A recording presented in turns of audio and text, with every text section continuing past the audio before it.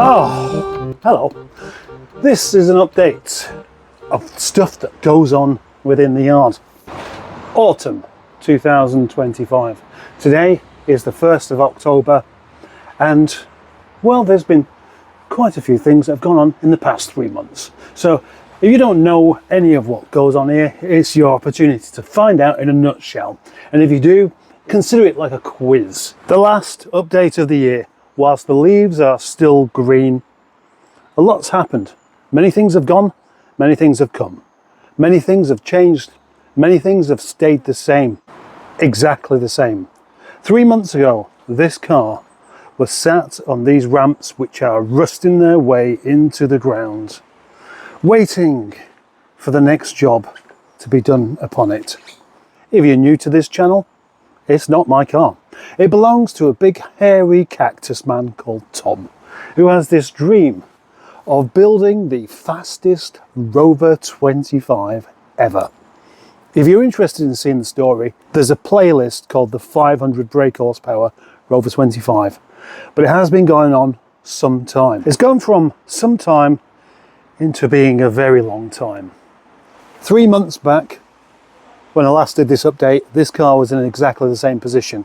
Tom's not even been here since then, and he's been paying to keep it here, but to be honest, I prefer it just to go somewhere else, because having stuff here that doesn't belong to me does kind of get in the way of some of the progress I would like to make.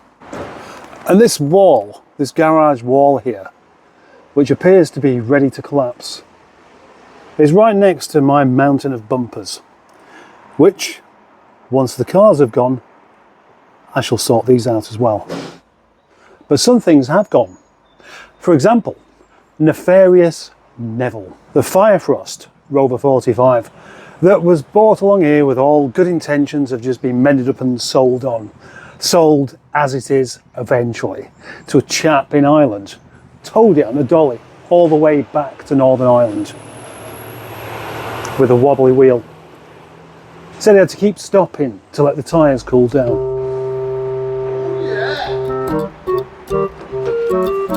Look who's back. My MGF, called Allison. It spent such a long time away. It's come back for me to play. Except I can't.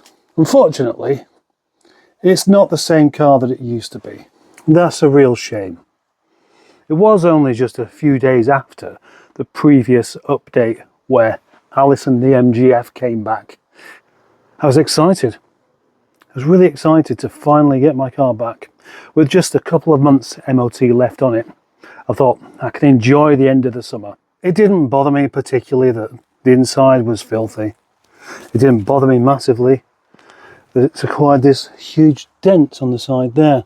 I just wanted that fantastic MGF experience back, and I needed to have it back because it was desperate for an oil change. My first drive of this car, when I got it back, told a rather unfortunate story, and that was that there was clearly something a bit wrong with it.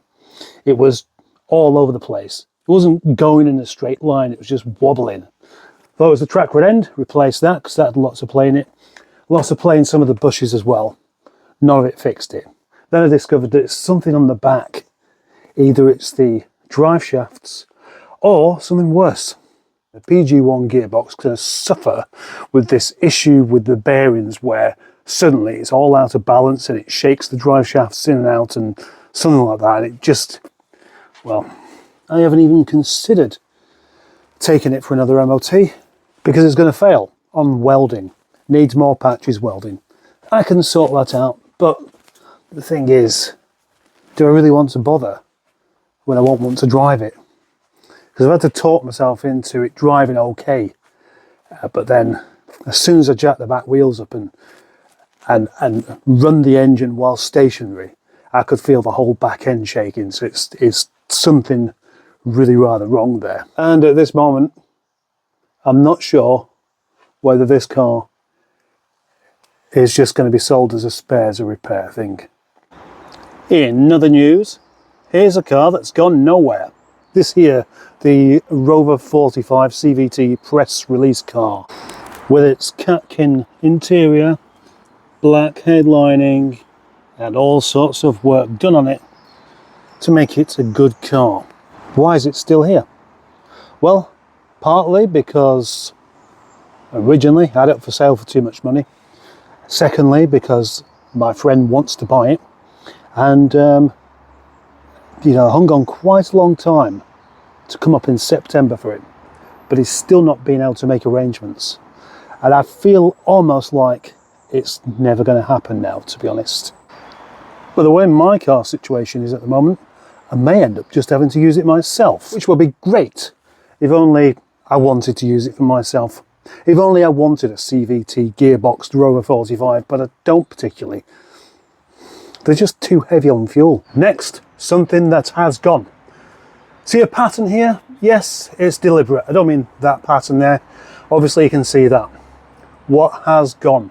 Well, Suzie Sunshine.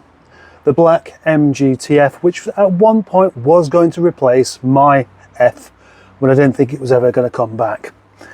But unfortunately, it was rotten. So basically, I just took it apart, kept a few bits, got rid of the lot, except the bits that I took off. So far, what is left? The gearbox and the 1.6 litre engine. And the boot lid, which somehow found its way on top of my lockup. Here's something that's new. Not new to the yard, but new to me. For the first time in 27 years, I have been awarded with points on my licence. For that little misdemeanour of going a bit faster than I should have done, I got caught out by a lady stood in the shadows, no possibility of seeing what was about to happen before it did. And yes, there's a video all about that as well from a few weeks back. Watch it, it's crap. As you can see in the background, this funny little three-wheeled van is still in place. Still in the same place as it was 3 months back. That is the unfortunate bit. Although I'm not sure whether this is before or after this particular shot of me driving it around the yard, because when it first came here, it wasn't running. And the carburetor was clogged, the fuel system was all bunged up, etc.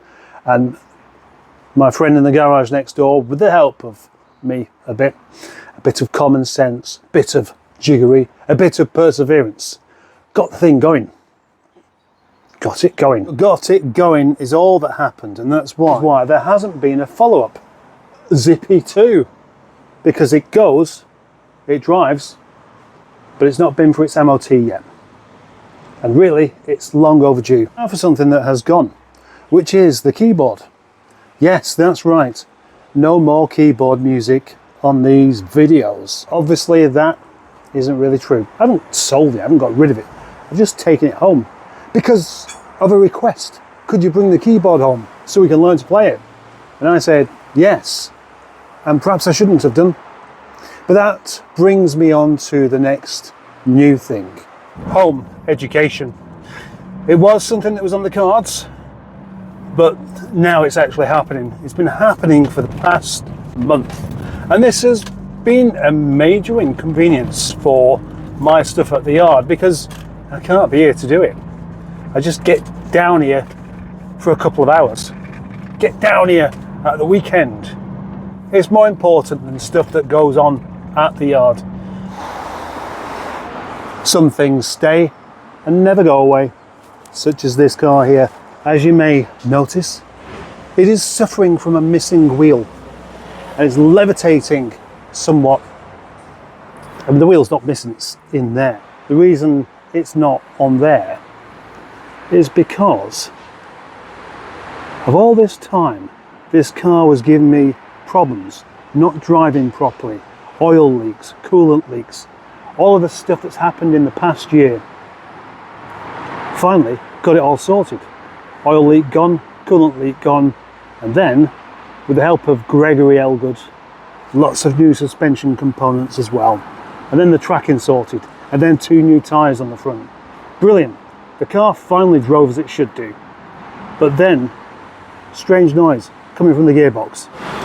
Turned out to be the clutch release bearing, and that of course means the gearbox has to come off so a new clutch release bearing can be fitted, as well as a new clutch, because there's no point in doing half a job. But due to the circumstances which I explained just a few minutes ago, this has been increasingly difficult, just because I simply haven't had the time. I'm down here tonight making this recording just before it starts going dark, because it's the only opportunity I've had. And I've got to do these kind of updates, otherwise somebody will be angry with me. I don't know who will be, but somebody will be. Thankfully I can rely on my tripod. Everything else about this car remains the same, except for having bits of engine and stuff in the interior. And sadly, my headlining's falling down already. That is because of using the wrong type of glue. Obviously, now this car isn't just going to stay like that for weeks on end. It's already been like that for weeks on end. It doesn't need any more. It's going to go into the garage next door. They're going to do it. They have the facilities. They have the time. Well, actually, when I say they have the time, it was supposed to be going in tomorrow, but they haven't the time. So it's going to be delayed a little bit longer. But that's fine, provided one of my other cars can still be on the road. And at the moment, it can't. Hopefully, that will be dealt with by the weekend. Over there we can see Dr. Crane, still in use, still the same condition, unlike the leaves here which are turning orange. And next to it we see the trailer, which is still in the same condition, unlike the leaves that are next to it which are changing colour. Pets of the yard. Original yard cart seems to have long gone, but there have been many other carts come in and out. I get a glimpse of them ever so often, but nothing quite like as regular as original yard cart, who you could never get anywhere near, but you would always see. The dog has no reason to be down here at all these days, but for the moment at least, there's a new pet in town. This spider, making use of the ladder and the stationary Nigel. This spider is unlikely to be here for that long due to the way spiders don't hang around all year round. But for the moment, it may as well have a name. What would you call a spider? What would you give Spider as a name? Well, I can tell you it won't be the same as me, because I've decided to call this spider Lisa Tarbuck. Do you mean Lisa Tarbuck? No, Lisa Tarbuck. I'm not talking about Lisa Tarbuck. I'm talking about Lisa Tarbuck. I haven't copied it.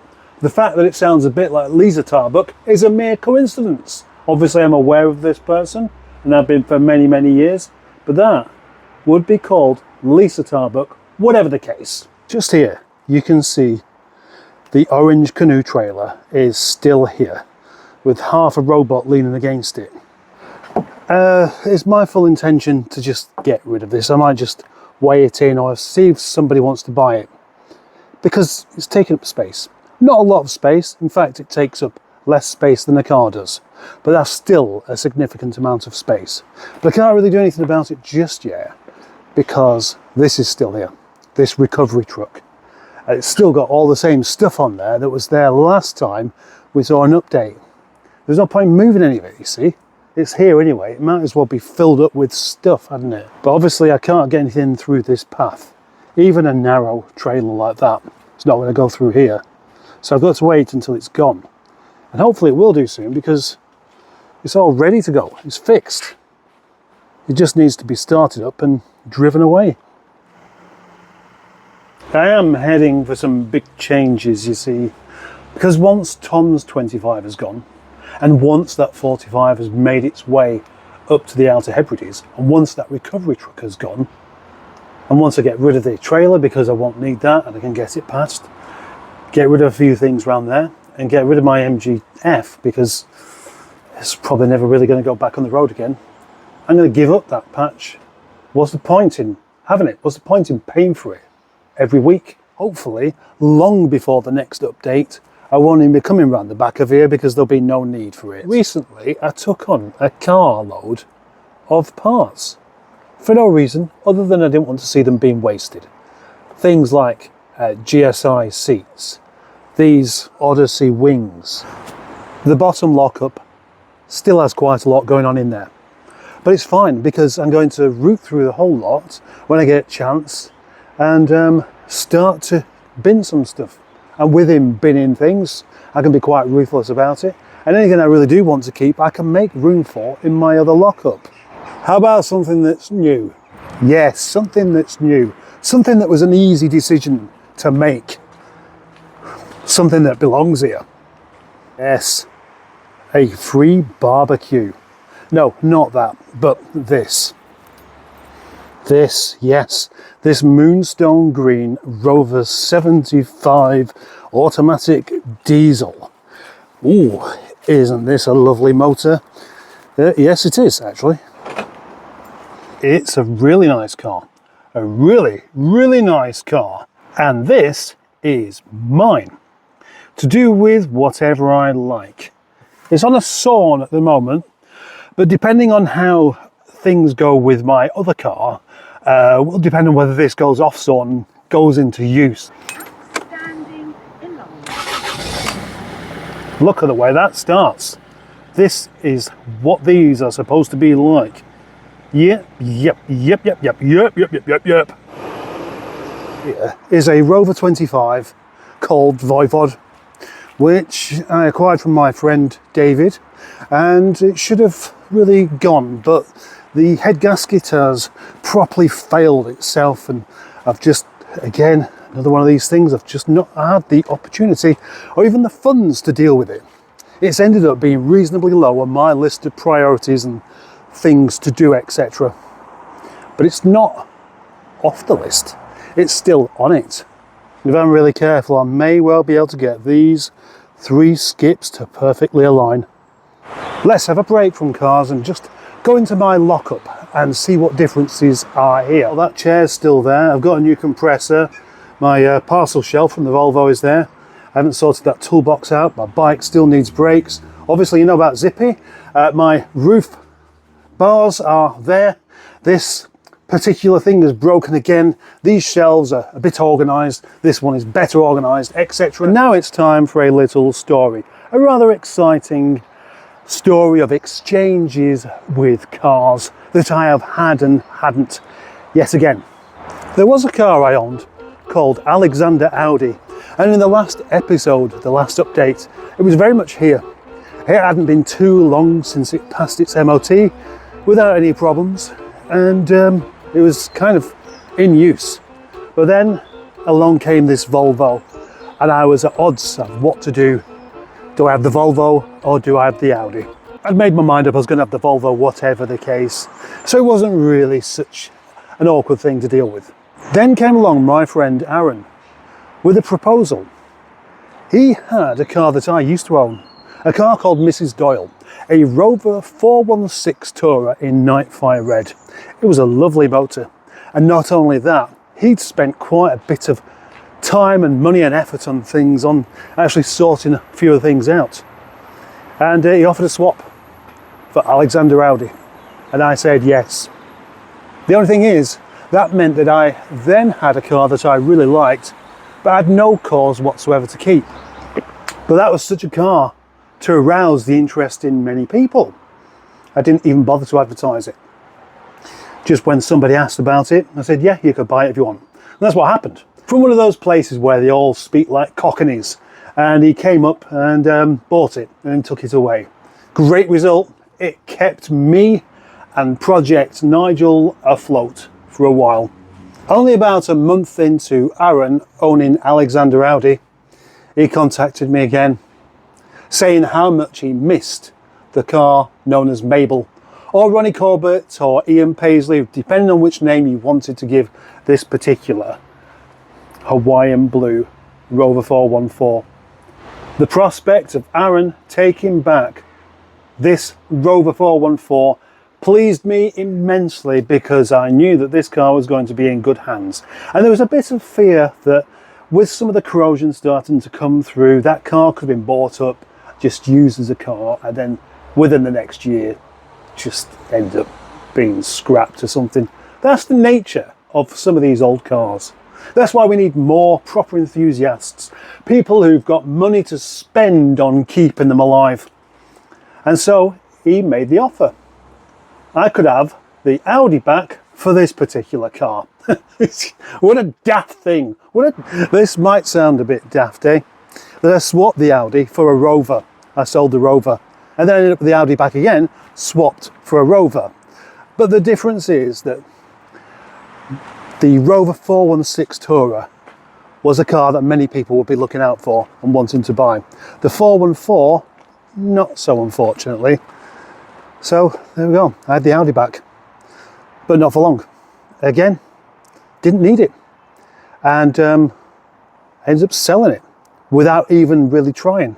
So though I owned Alexander Audi 3 times, it's now gone off to York, and I suspect it won't be coming back. I suspect it won't be coming back. The chap who's taken it seemed very, very keen, and I must message him actually to find out how he's getting on, because the very day that car went, I came down here and the fuel sender had given up working. It always been fine, but suddenly there's no fuel in this. It has absolutely no mileage left whatsoever. So I bunged in a can of diesel and it said exactly the same thing. Hopefully he's fixed that. Behind me is a car called James, whose fate was sealed a few months back. In fact, I've made a video about the breaking of James, but I haven't even released it to public. It's been sat in the members only videos for way over a month, because there just always seems to be something a bit more interesting to be getting on with next. Although, to be honest, it was quite a good video, and I must actually release it soon. Anyway, parts available for this car, because it's got to go, it's got to go. I'm going to end up in a situation where it's just going to have to get scrapped, and I'm just going to have to owe some money on it, and that's it. Out of all of the cars I bought with Boaty, this is my biggest regret. Although, he's probably not going to agree with that. But then it's not his problem, is it? It's here. If it was outside his house, he'd probably be thinking differently. Meanwhile, the new star of this show is this car. Dr. Meldrew, my Volvo V70 D5. I love this car. I always wanted a Volvo estate, and now that I have one, I just couldn't be happier with a car other than a Rover. This is the ultimate car as far as I'm concerned. It's good on fuel, it's big, it's comfortable, it's safe, and it doesn't have an obnoxious image that you have to try and explain your way around. It is simply fabulous. The 2.4 litre 5-cylinder diesel sounds good, goes well, and is economical. It has roof rails, of course, very useful. It has a tow bar. It has an extra set of seats in the back, so it's a 7-seater. And in the next couple of days, it's about to run out of MOT. But I've had it for 4 months almost. Nearly 4 months. Nearly 4 months of wonderful, joyous times.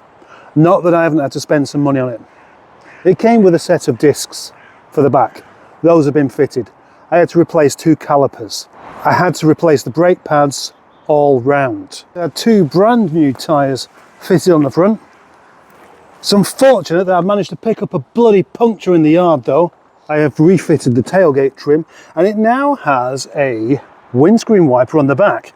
Great for moving stuff around. It's been great for moving me around. I took this car to the Scotland land, where I did 850 miles in 1 day with 1 tank of fuel.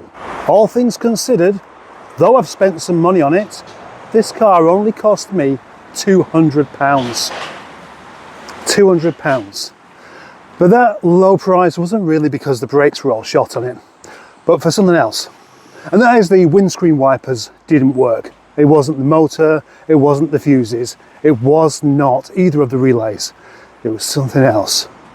It was something that would have caused this car, in any other hands, to probably have just ended up being scrapped. It was because of the central control unit hidden away underneath the dashboard in between the footwell and the scuttle. It was awkward to get to, but when we did, Senior Mustard sorted it out. Senior Mustard, the man who can fix things, the man who manages to find solutions to things that would normally see these particular things just get scrapped. And I'm exceedingly thankful to him for that. More news that really is related to stuff in the yard, because he's helped me so much with things. And that is that he's not going to be here soon. He's moving. At 79 years old, he's decided to up sticks and move to Kent, which is 300 miles away almost. He's put his house up for sale and he's got a buyer for it straight away. So that's a real shame, because it means that a lot of these projects he's just not going to be involved in any longer. On the upside, he's got a garage full of things he doesn't really need to take with him. So I could end up finding myself with some more useful tools than I've already got, such as this A-frame, spare battery, and these properly heavy-duty axle stands. Oh, by the way, I have almost a full set of MGF wheels here that came from somebody I don't know, who apparently was trying to contact me to ask me to take them. But I've still not seen where that message is. So thank you for that. Thank you very much, whoever you are. And with that, I think that concludes this particular yard update. So thank you very much for watching, and thank you for watching it to the end. I know it's been difficult. Thanks for liking it. Thank you for being a subscriber. Thank you for being one of my channel members. Thank you to anyone who's supported any of my endeavours, just managed to be here, to leave comments, to do whatever it is you've done. I appreciate the whole lot. It's been difficult carrying on, but I've got to do.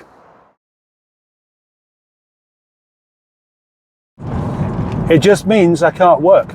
I can't earn money. And there's no available help for such a conundrum. It's just, oh yeah, if you want to do that, you can go ahead and do it. We won't stop you. Just go ahead. The schools are funded. Schools are funded, aren't they? But nothing's funded when you're doing it yourself. It means you've got to spend money doing it and lose money doing it. So I'm not saying that. I hope that they hurry up and find a couple of places in the local school, but it just seems a bit unfair, really. There's so much, I'm in danger of becoming political here, but there's so much funding for things that really we shouldn't be. I'm going to stop.